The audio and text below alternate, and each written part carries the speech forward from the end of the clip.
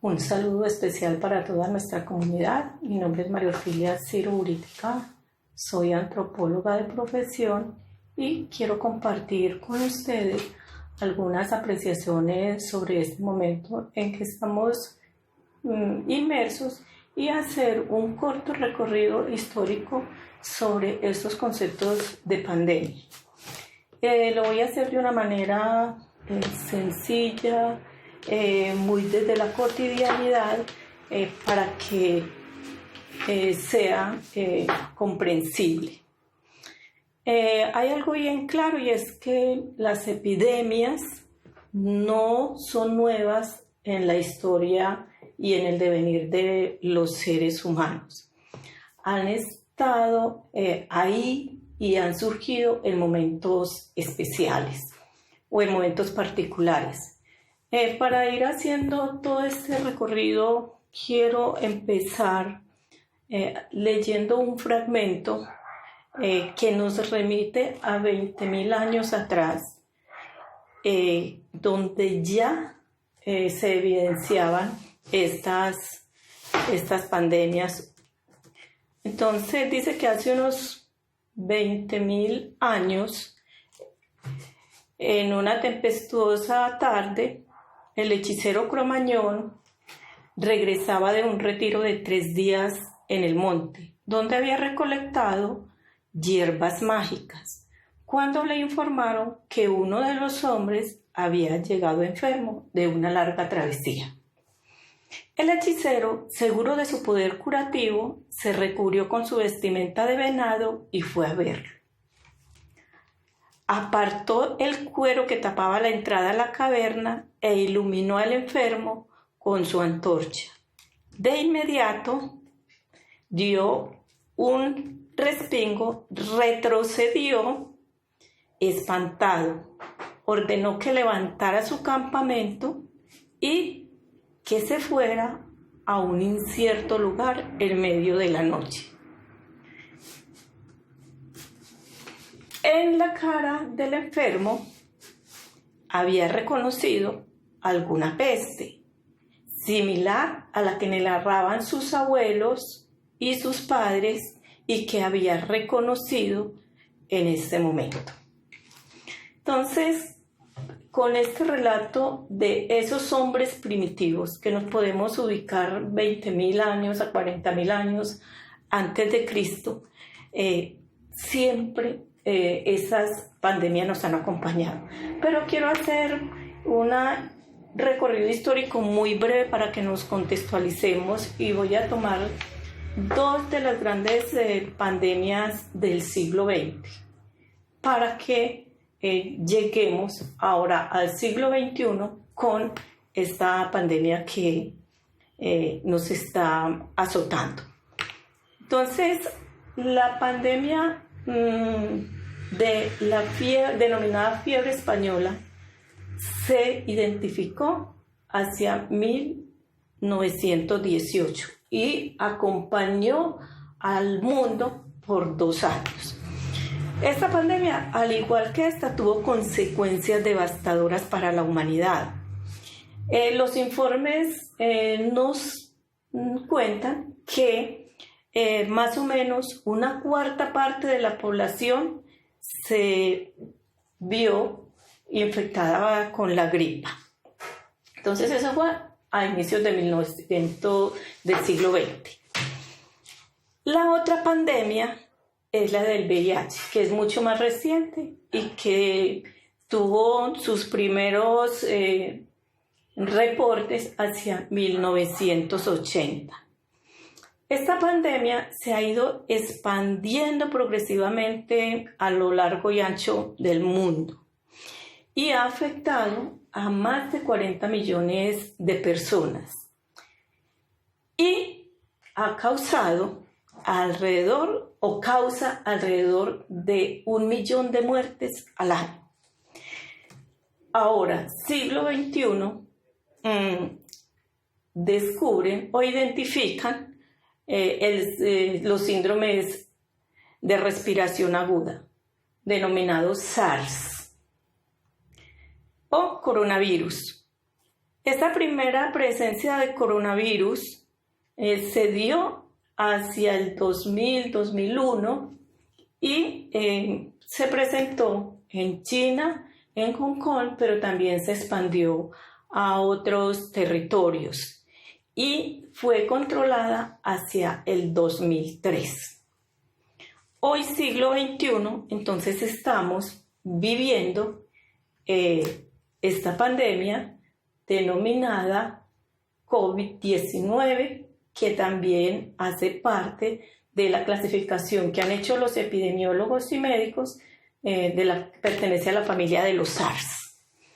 Con esto, ¿qué digo? Que estamos en una situación difícil, que nos ha llevado a pensar y a reflexionarnos cómo salir de esta encrucijada y mirar cómo estamos viviendo esta etapa con esta pandemia.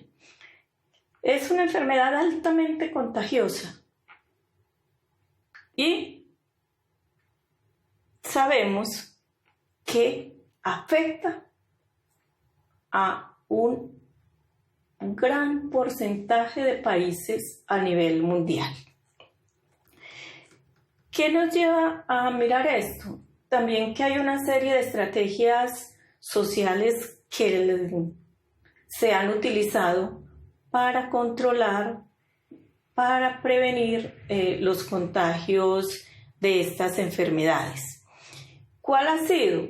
El aislamiento. Y ya con la lectura que les hacía anteriormente, estamos viendo o vimos que el hechicero le recomienda o le ordena al enfermo que debe huir, que debe de irse y que no puede estar cerca de la aldea.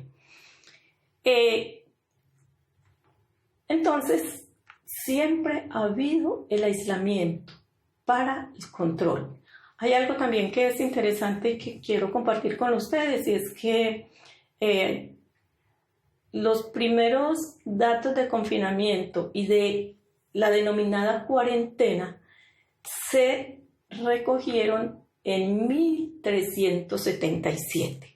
En 1377 también hubo una epidemia que afectó muchos países de Europa y especialmente se empieza a registrar todo ese proceso de aislamiento y de contención en un pueblo de Croacia. Y en este pueblo, entonces, no permitían que la gente llegara y fuera directamente a las ciudades, sino que tenía que someterse en ese entonces a un aislamiento de 30 días. Pero sabemos que la cuarentena también ha sido una estrategia y que se rastrea desde una estrategia naval cuando llegaban los marineros a los puertos y traían alguna enfermedad o alguna peste, como se denominaba en ese entonces, y debían permanecer en los barcos por 40 días. Entonces, hoy esos procesos de aislamiento son bastante complejos.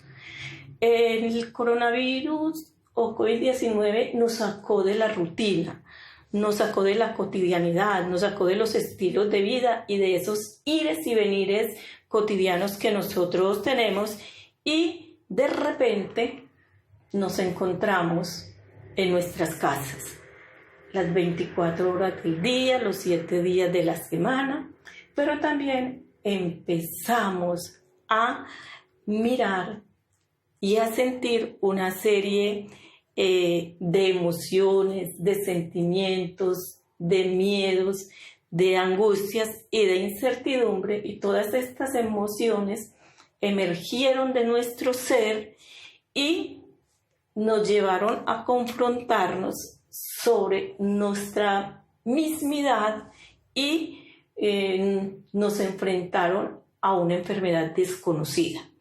Una enfermedad desconocida cuyos primeros datos e información la tuvimos desde los medios de comunicación, que fueron realmente fragmentadas, poco precisas y algunas con grandes vacíos. Otra de las formas como la gente se informa es a través de las redes sociales, pero también esa información de las redes sociales fue y tiene algunos vacíos, pero también deja ver algunas posturas e intereses y los imaginarios de las personas cómo ven esta enfermedad. Entonces, todas estas realidades que nosotros estamos viviendo, las vamos entonces a compartir y las vamos muchas veces a desconocer el peligro que tenemos frente a esta enfermedad. Y por ello también, como no estamos bien informados, entonces encontramos comportamientos poco inadecuados relacionados con las recomendaciones que debemos cumplir para evitar nuestro contagio y el contagio de nuestra familia o de los seres cercanos o de aquellas personas con quienes compartimos permanentemente. En este sentido, el virus ha traído una serie de cambios y de transformaciones en la cotidianidad de los seres humanos. Y esos cambios están inmersos en todas aquellas realidades que son transversales a cualquier ser humano. La alimentación, la cultura, los hábitos alimentarios, las experiencias de vida espiritual y religiosa, ha impactado la economía y ha generado una serie de problemáticas bastante complejas en la adquisición de los recursos. Entonces, me parece también que es pertinente como señalar lo que implica en este momento estos cambios a nivel mundial. Y uno de los cambios que hemos estado mirando son esos cambios económicos y políticos. Y ese cambio económico y político va a aumentar todas las desigualdades sociales de las comunidades vulnerables. Y esa desigualdad social se va a ver más impactada por la forma como se están manejando los recursos que debían tener una destinación exclusiva para las comunidades vulnerables. Como lo estamos viendo, pues muchos de esos recursos se han ido a las grandes industrias, a los bancos, para evitar las quiebras económicas. Entonces, el ejercicio es aprender realmente a vivir y a hacer nuevos acomodamientos frente a nuestros estilos de vida y mirar que nuestro entorno está cambiando. Y ese entorno que está cambiando entonces nos lleva a tener otros comportamientos. Entonces esas evitaciones que tenemos de encontrarnos, de saludarnos, de mirarnos a la cara, de abrazarnos, ha generado también unas alteraciones emocionales y alteraciones psicológicas, alteraciones en el comportamiento. Pero esas alteraciones están generando entonces unos nuevos trastornos mentales. Ha aumentado la depresión, ha aumentado la violencia y se están dando entonces unos comportamientos humanos muy complicados. El cambio entonces no es solo económico, como les vengo diciendo, es un cambio en toda esa vivencia de los seres humanos. Y es un cambio que tiene que ver con unos nuevos acomodamientos, unas nuevas formas de mirar, de abordar, de sentir, de pensar y de ver la vida y de ubicarnos en el aquí y en el ahora. ¿Por qué? Porque la humanidad tendrá y tendremos que enfrentar una serie de eventualidades y tenemos que aprender a descifrar cómo nosotros vamos a afrontarlas y cómo esas transformaciones que se están dando en este mundo contemporáneo nos marcan unas formas de ser, unas formas de pensar y unas formas de actuar diferentes. Quiero hacer referencia pues como a algo que leí sobre el profesor Carbonell frente a todas estas transformaciones. Y es una cosa muy puntual que él dice. No se trata ahora de una cuestión de valores sociales, como siempre lo hemos estado mirando.